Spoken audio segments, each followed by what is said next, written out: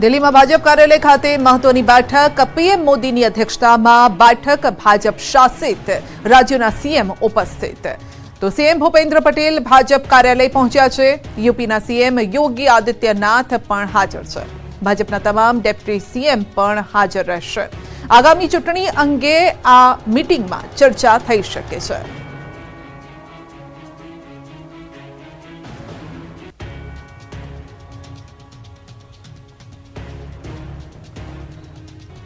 Traffic પોલીસે ભાજપ નેતાને જ કાયદાના પાઠ ભણાવ્યા. રાજકોટમાં ટ્રાફિક નિયમોનો ઉલાળ્યો કરતા બીજેપી કાર્યકર્તાઓને પોલીસે પાઠ ભણાવ્યા અને પોલીસની કાર્યવાહી ટોક ઓફ ધી ટાઉન બની. કિસાનપરા ચોકમાં ભાજપના કાર્યકરની કાળા કાચ અને નંબર પ્લેટ વગરની કાર પોલીસે પકડી હતી.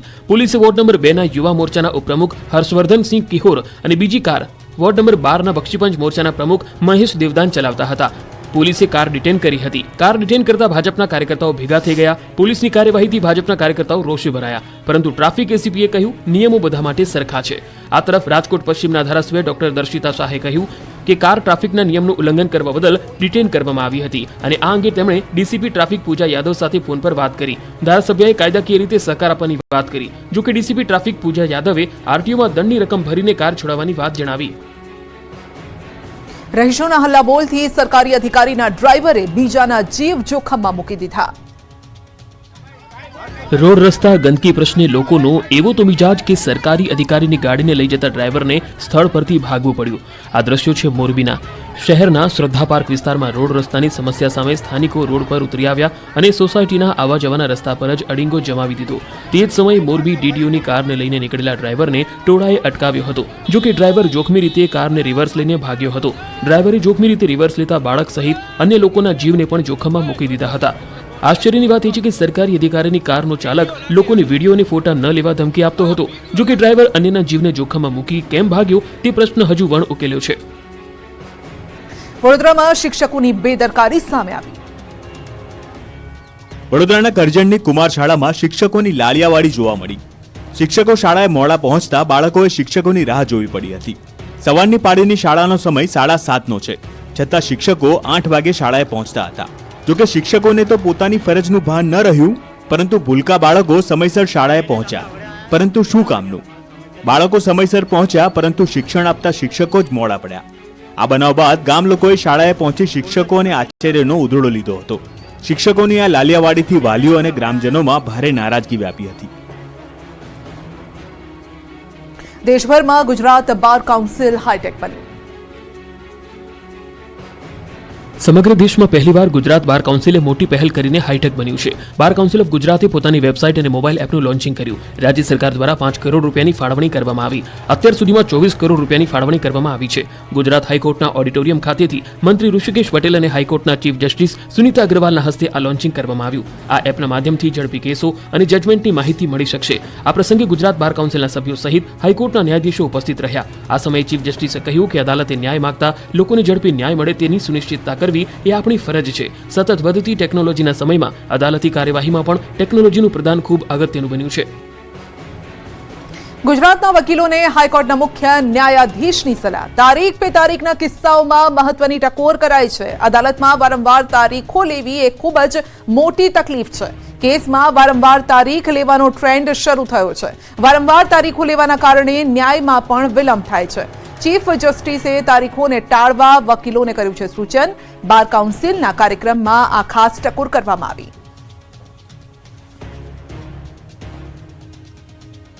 ચાંદીપુરા વાયરસે ગુજરાતમાં હાહાકાર મચાવી દીધો છે.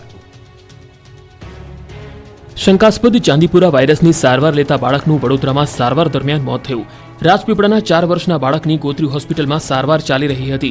જો કે બાળકનો ચાંદીપુરા વાયરસનો ટેસ્ટ રિપોર્ટ હજુ આવવાનો બાકી છે. એસએસજીમાં હાલ કુલ 14 બાળકો શંકાસ્પદ ચાંદીપુરાની સારવાર લઈ રહ્યા છે. 14 પૈકી 7 બાળકો આઈસીયુમાં અને 7 બાળકો વોર્ડમાં દાખલ છે.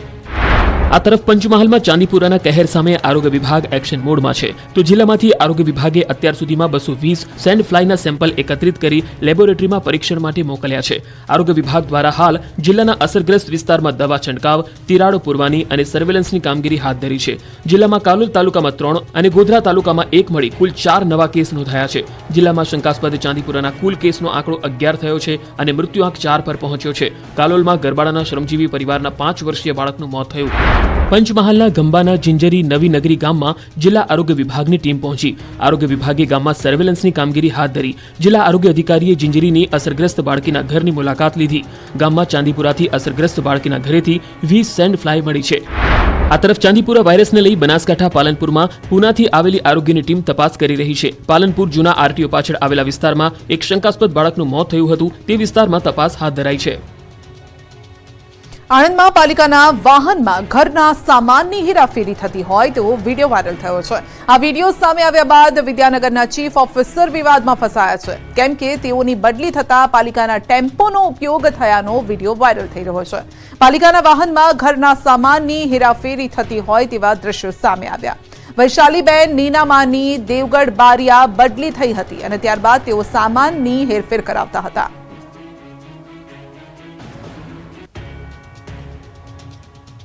ગાંધીનગરના કંથારપુરનો વડ ખંડિત થયો.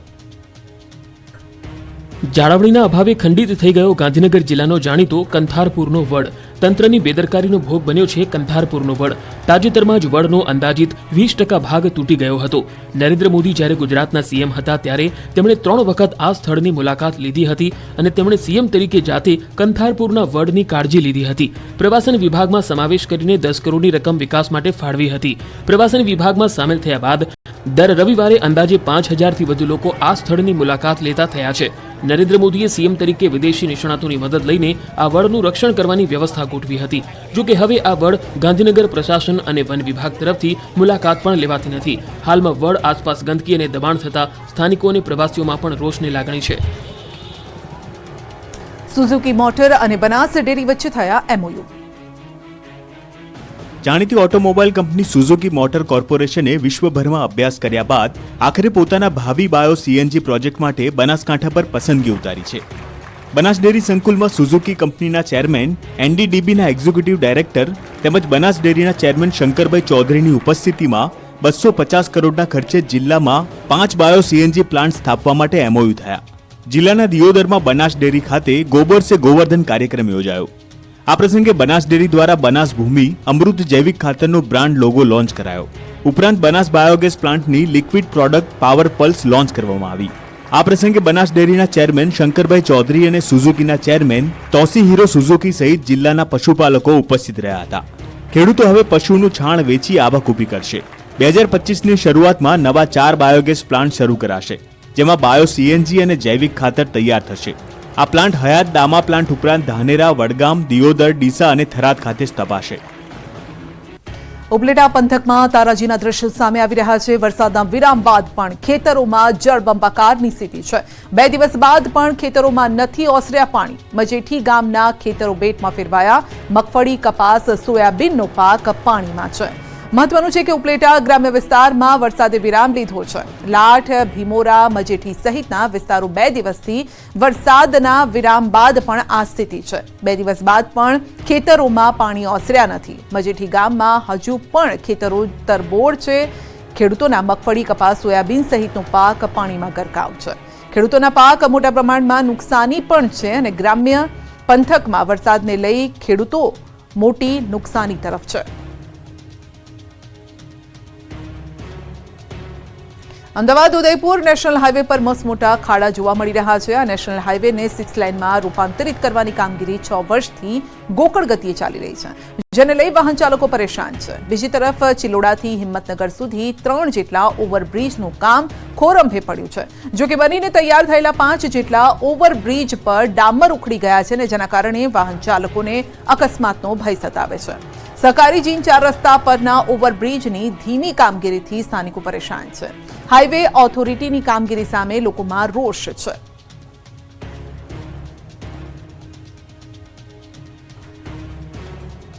વ્યાજખોરીના દૂષણને ડામવા આપી પોલીસ દ્વારા વ્યારામાં લોન મેળાનું આયોજન કરાયું ને જેમાં ગૃહ રાજ્યમંત્રી હર્ષ સંઘવીના હસ્તે લોન ધિરાણના લાભાર્થીઓને ચેક વિતરણ કરાયા. લોન મેળામાં મંત્રી મુકેશ પટેલ, મહુવાના ધારાસભ્ય સહિત સુરત રેન્જ આઈજી સહિતના ઉપસ્થિત રહ્યા. આ ઉપરાંત સ્વનિધિ યોજના મારફતે જિલ્લાભરમાંથી 1384 જેટલા લાભાર્થીઓને 36.36 કરોડની વિવિધ પ્રકારની લોન મંજૂર કરી ચેક વિતરણ કરાયું. અમદાવાદના નારણપુરા વિસ્તારમાં આવેલ ડીકે પટેલ હોલ ફરી વિવાદનું કેન્દ્ર બન્યો છે. મહાનગરપાલિકા સંચાલિત ડીકે પટેલ હોલની સફાઈ માટે 21 સફાઈ કામદારોને નિયુક્ત કરેલા છે, પરંતુ 21ના બદલે રજિસ્ટરમાં માત્ર 8 જ કર્મચારી કામ કરતા હોવાની વાત સામે આવી છે. સોલિડ વેસ્ટ મેનેજમેન્ટ વિભાગનો પત્ર અને ડીકે પટેલના રજિસ્ટરમાં વિસંગતતા હોવાનું ખુલ્યું છે. કુલ 21 કામદારોની ગણતરી લેખે 1,25,000નું બિલ સરકાર ચૂકવે છે અને હવે સવાલ એ છે કે બાકીના 13 સફાઈ કામદારો ક્યાં છે, તેમને કેવી રીતે પગાર ચૂકવાય છે. આણંદના ચિખોદરા પાસે નાઇટ ક્રિકેટ ટુર્નામેન્ટમાં હત્યા મામલે વિવાદ વકર્યો છે. મારામારીમાં સલમાન વોરાની હત્યા કેસમાં ન્યાયની માંગણી સાથે મુસ્લિમ સમાજે ધંધા રોજગાર બંધ રાખ્યા. આણંદ શહેરના મુસ્લિમ વિસ્તારોમાં ઠેર ઠેર લોકોએ સ્વયંભૂ બંધ પાડ્યું અને આરોપીઓને પકડી ન્યાયની માંગ કરી. મહત્વનું છે કે ગત 22 જૂને નાઇટ ક્રિકેટ ટુર્નામેન્ટમાં મારામારી થઈ હતી અને જેમાં સલમાન વોરા નામના શખ્સની હત્યા થઈ હતી. બનાસકાંઠા પાલનપુર નજીક આવેલ શિવધારા વોટર પાર્કને 18,000 રૂપિયાનું વળતર ગ્રાહકને ચૂકવવા આદેશ અપાયો છે. બનાસકાંઠા ગ્રાહક તકરાર નિવારણ પંચે 2 વર્ષ બાદ ચુકાદો આપ્યો છે. અંબાજીના શક્તિસિંહ પરમાર 23 જૂન 2022ના દિવસે પરિવાર સાથે શિવધારા વોટર પાર્ક ગયા હતા. આ દરમિયાન લાઇટ જતા રાઇડથી વંચિત ગ્રાહક સાથે દુર્વ્યવહાર કરાયો હતો. ગ્રાહકે નાણાં પરત માંગતા વોટર પાર્કના મેનેજમેન્ટ દ્વારા અયોગ્ય વ્યવહાર કરાયો. આ બાબતે દાંતા ગ્રાહક સુરક્ષા કેન્દ્ર ખાતે ભોગ બનનારે ફરિયાદ નોંધાવી.